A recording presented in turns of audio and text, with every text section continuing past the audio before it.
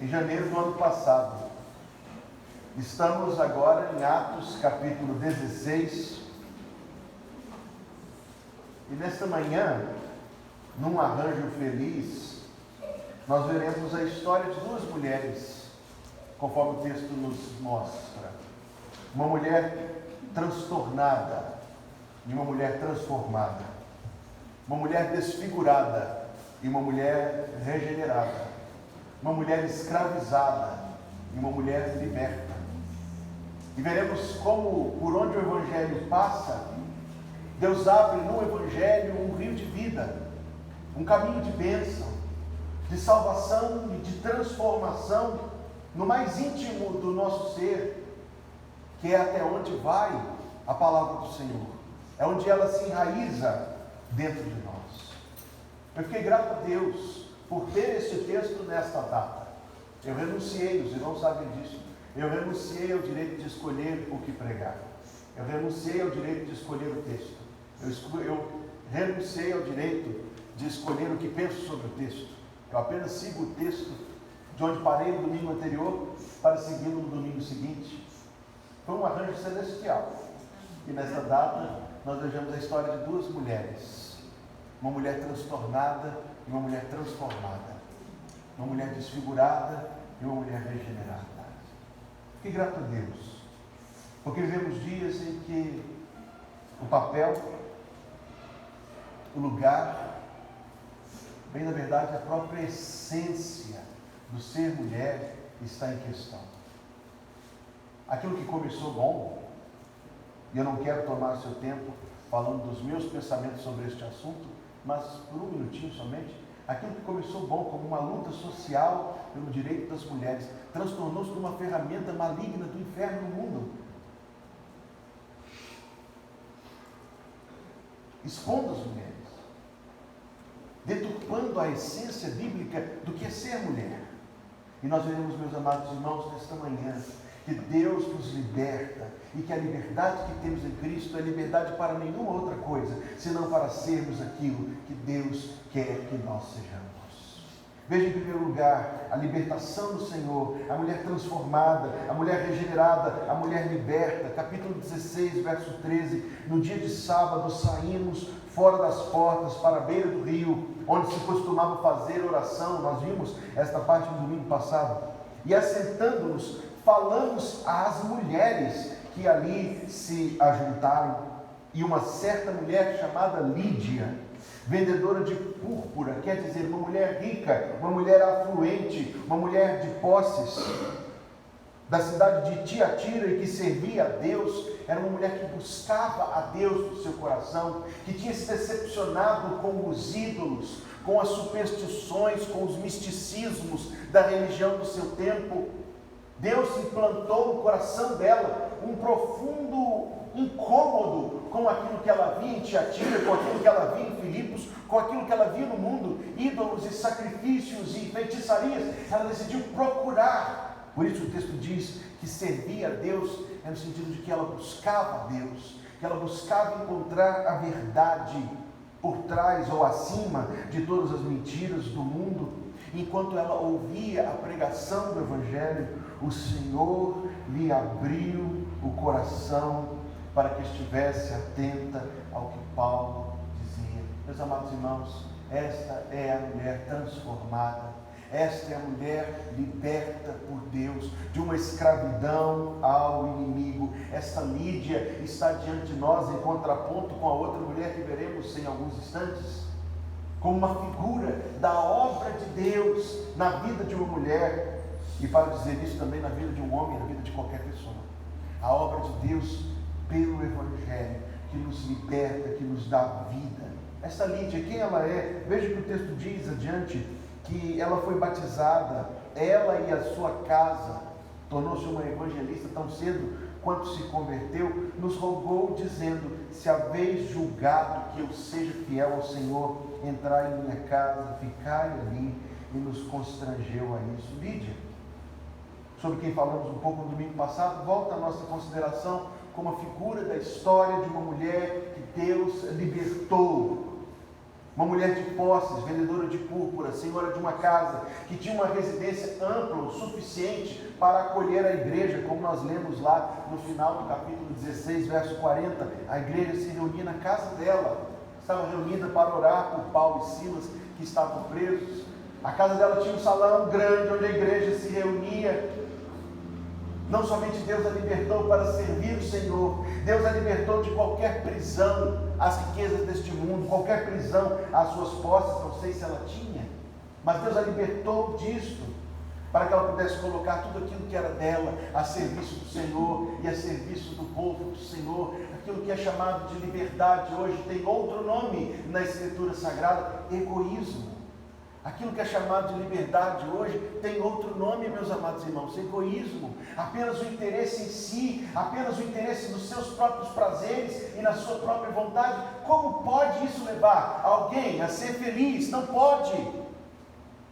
Mas a libertação em Cristo Jesus, essa nos leva a ser felizes.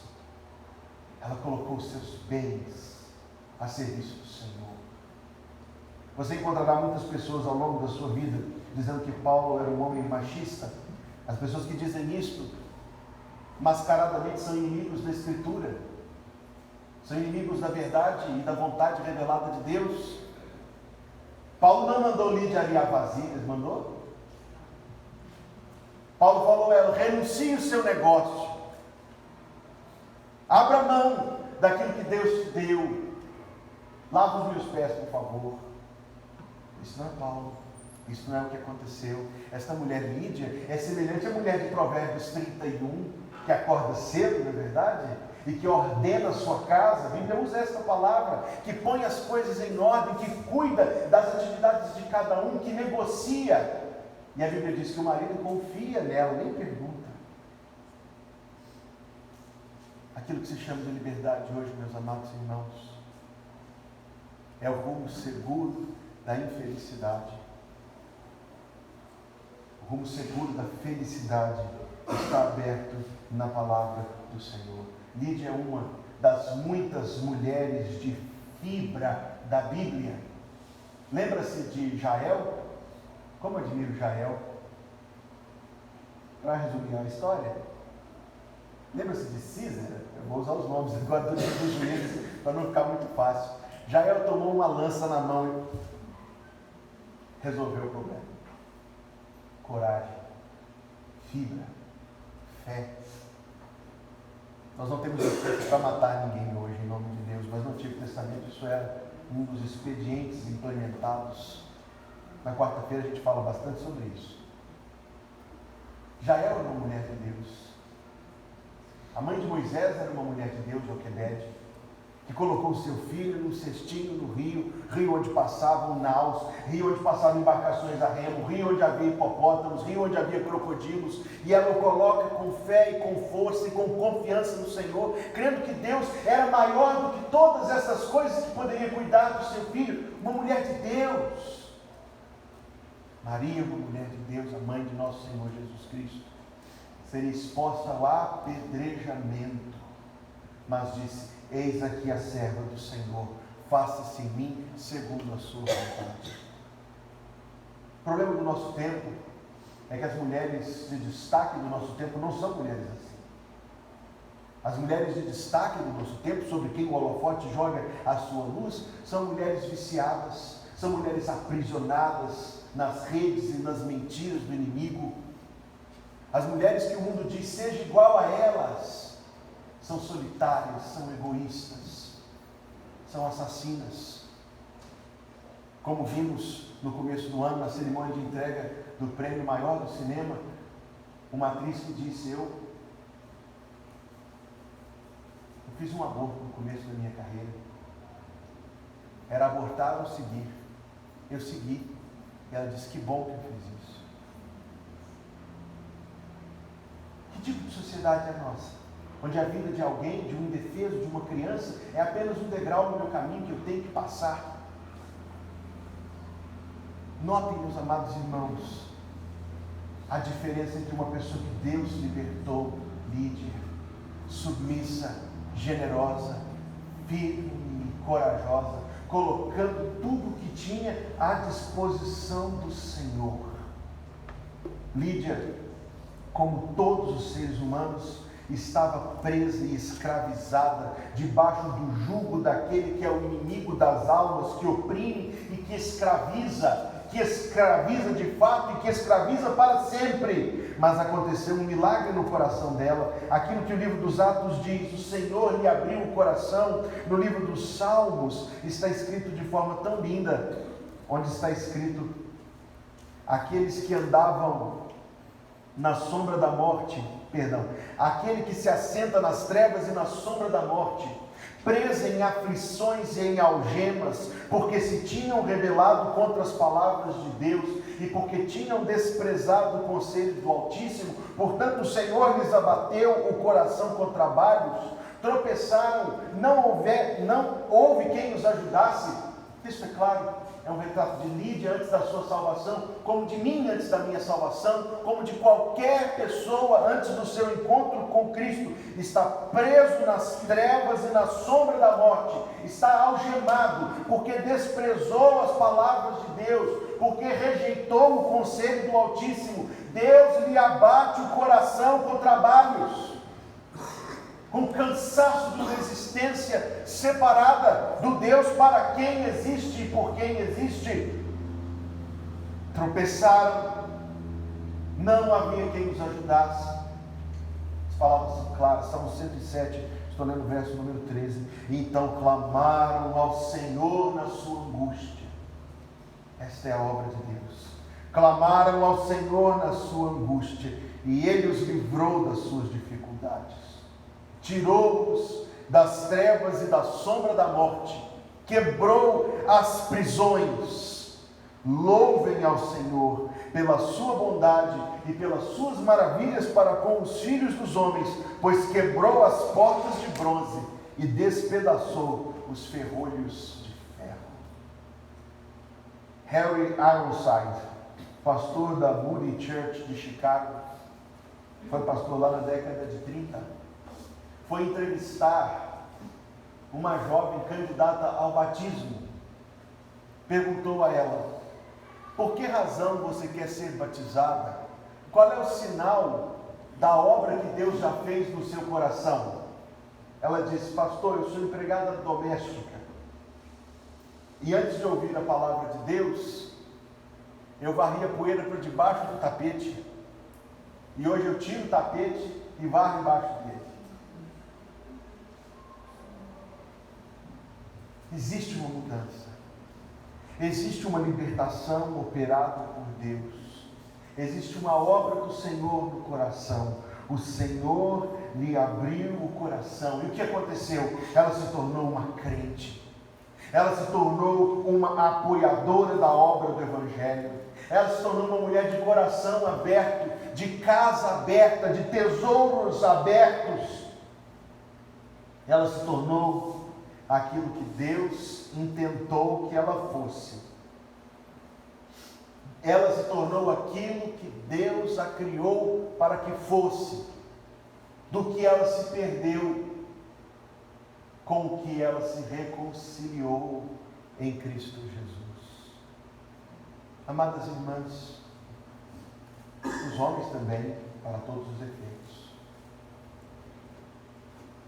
O problema do mundo em que nós vivemos é que ele nos aponta pessoas incrédulas e nos diz: seja igual a eles.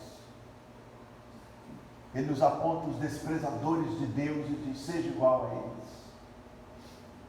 Ele nos aponta os egoístas, os insensíveis, os indiferentes e diz: seja igual a eles, porque estes são os vitoriosos, estes são os bem-sucedidos, estes são aqueles que venceram. Amados irmãos, vitória, felicidade, bênção, sucesso, tudo isso encontra-se naquele que nos liberta, Cristo Jesus. O texto que nós lemos no começo deste culto, ele diz: fui morto, mas estou vivo, vivo para sempre, e tenho nas mãos as chaves da morte e do inferno. Consulte Hebreus capítulo 2, onde esta grande obra de libertação do Senhor está descrita.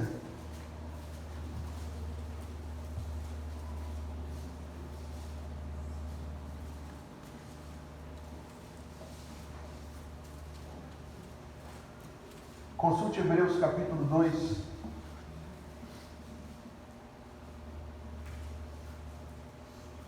Onde nós vemos esta obra de libertação descrita. Verso 14 e 15.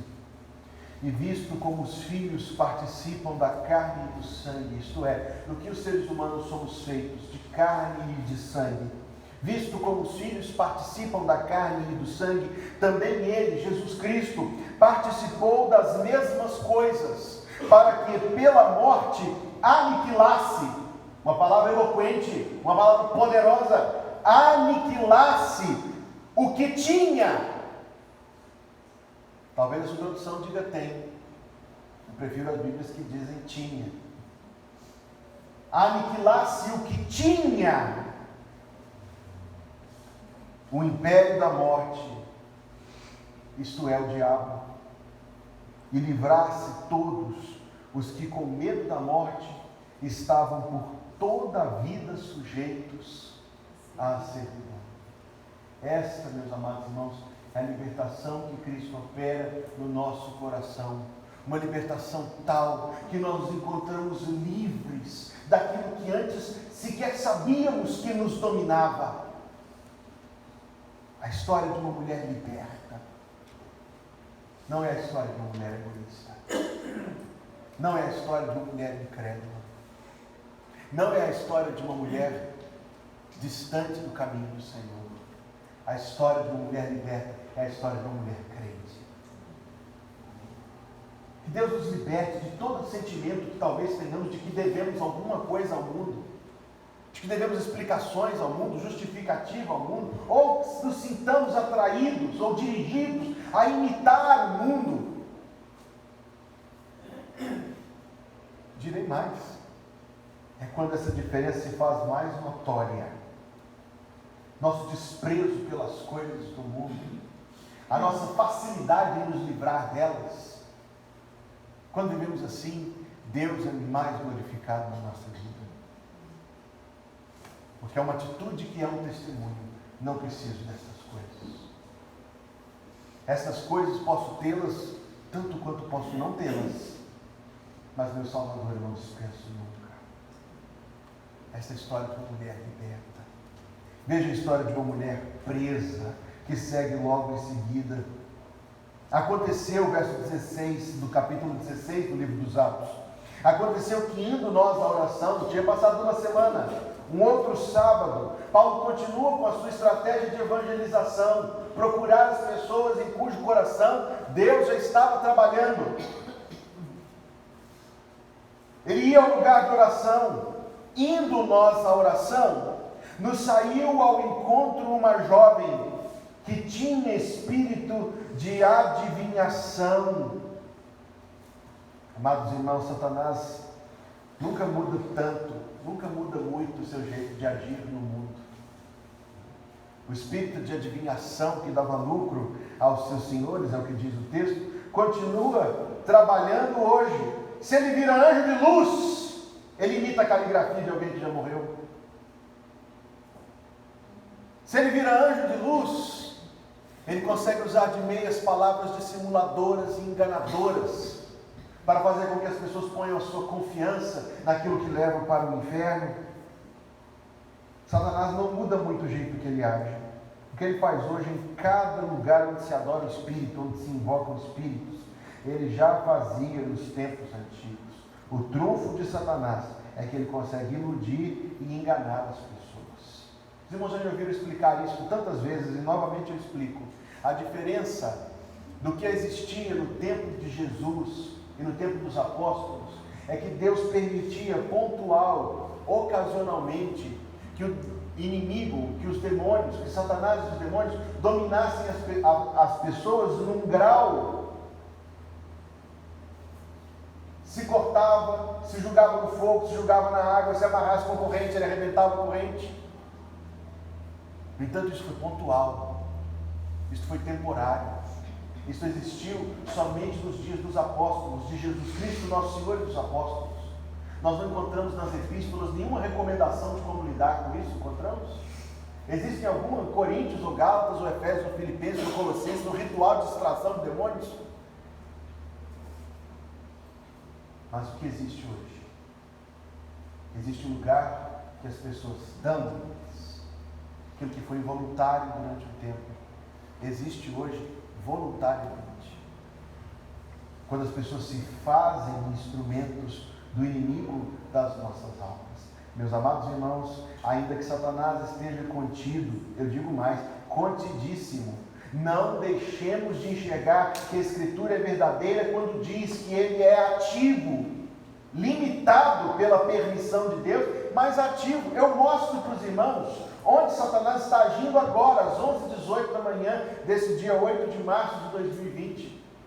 Querem ver? Satanás está agindo agora em cada falsa igreja, onde se prega um falso evangelho, parcial ou dissimulado, enganando as pessoas, prometendo aquilo que Deus não prometeu, escondendo aquilo que Deus revelou, denegrindo, dissimulando, negando, distorcendo a Escritura Sagrada. Satanás está ativo ali. Satanás está ativo em cada sala de aula, onde se escarnece do céu e das verdades que a palavra de Deus revela. Satanás está ativo em cada sala pública, onde a injustiça e a corrupção avançam. Satanás está ali. Satanás está em cada sala de operações pública, particular ou clandestina, onde se mata o indefeso.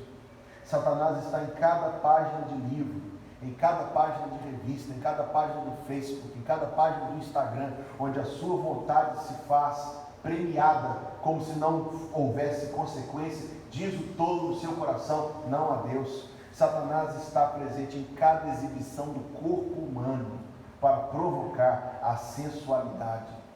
Satanás está ativo em cada estúdio de filme, de novela, onde as suas mentiras vão ganhar acesso à mente e ao coração das pessoas, principalmente das crianças, dos adolescentes, dos jovens.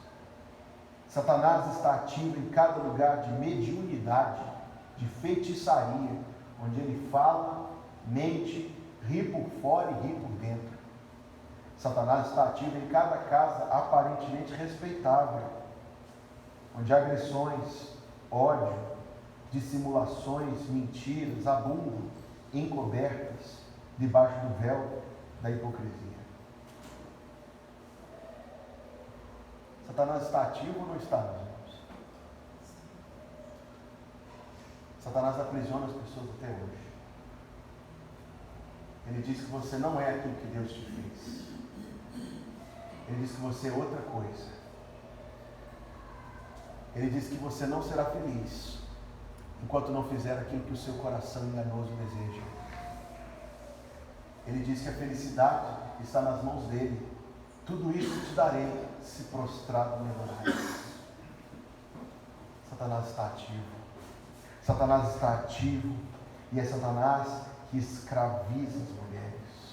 Uma jovem que tinha o espírito de adivinhação, bem poderíamos dizer, não era ela que tinha o espírito de adivinhação, era o espírito de adivinhação que a dominava, embora se sentisse livre, embora se sentisse realizada, embora se sentisse aclamada, embora se sentisse aplaudida.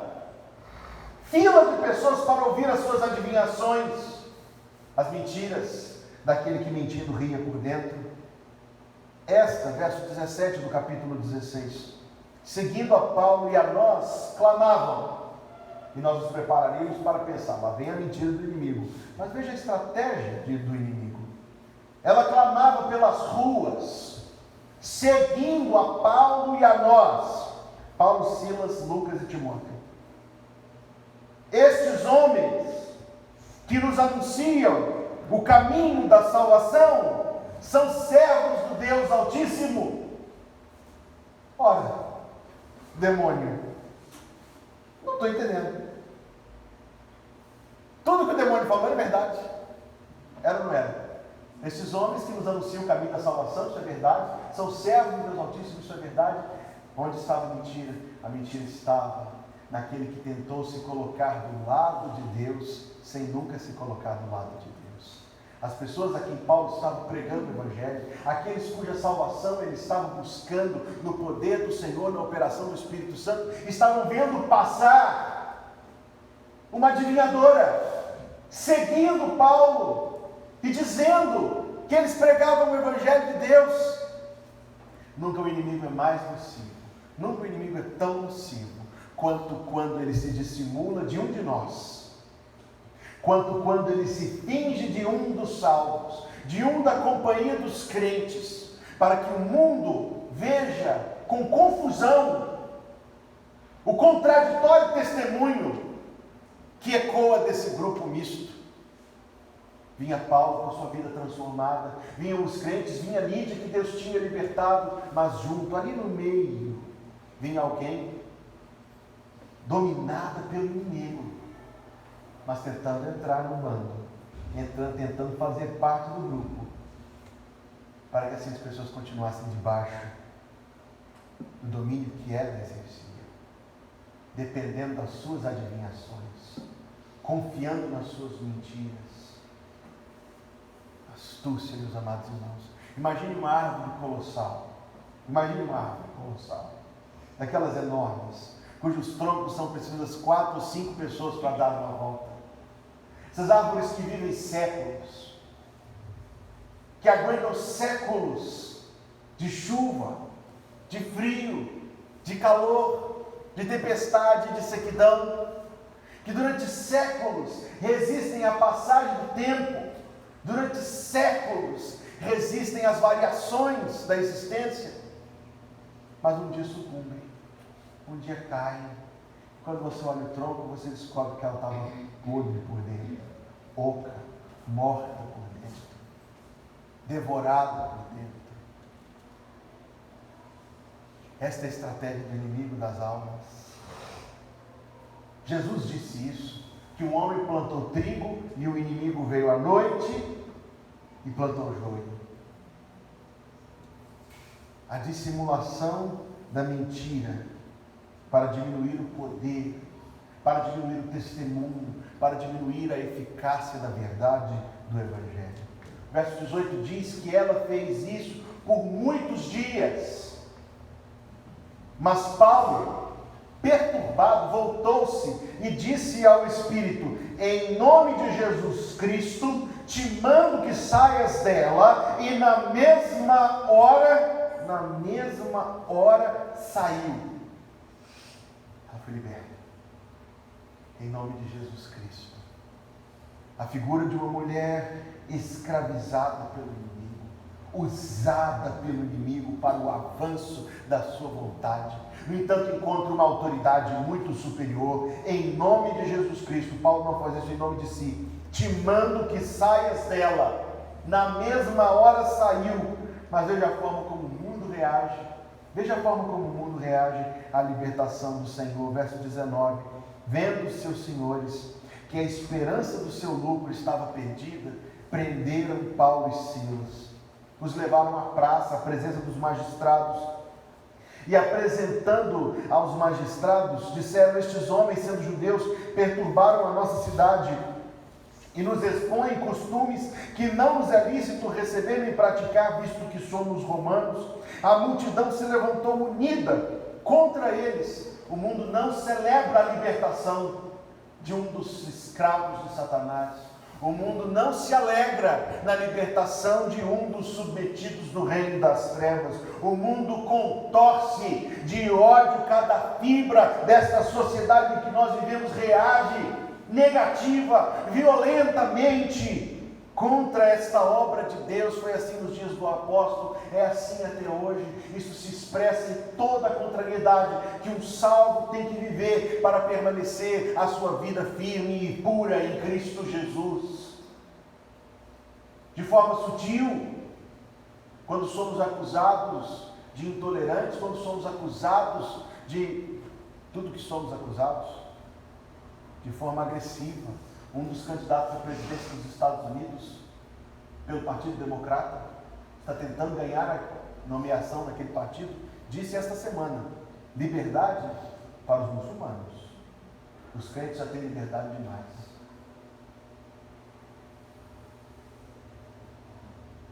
O mundo continua a se contorcer até hoje, quando Deus liberta uma vida. Por isso a Bíblia diz que é em meio a muitas tribulações que nos importa herdar o reino de Deus. Havendo-lhes dado muitos açoites, os lançaram na prisão, mandando ao carcereiro que os guardasse com segurança. Duas mulheres diante de nós esta manhã. Uma mulher que Deus libertou, Lídia. A outra foi libertada também. Mas o começo da sua história, seu nome não nos é dado na Escritura, é para nos mostrar a história clara, a verdade clara sobre uma pessoa que ainda não conhece a liberdade em Cristo Jesus. Sente-se livre, pensa ser livre, mas não é livre. Dominada, é um instrumento da vontade do inimigo das almas. Duas mulheres diante de cada uma de vocês, mulheres, nesta manhã. Uma é uma mulher livre, a outra é uma mulher escravizada. Duas histórias diante de todos nós nesta manhã. Uma pessoa liberta em Cristo e uma pessoa escravizada pelo inimigo, mas que ainda assim Deus pode libertar. Que a palavra do Senhor, em nome de Jesus, produza vida no nosso coração. Que a palavra do Senhor nos separe do mundo, nos liberte. Que nós encontremos graça para compreender e para viver a sua palavra. Curve a sua fronte, feche seus olhos, nós vamos orar. Ó Deus e Senhor, obrigado por este culto nesta manhã,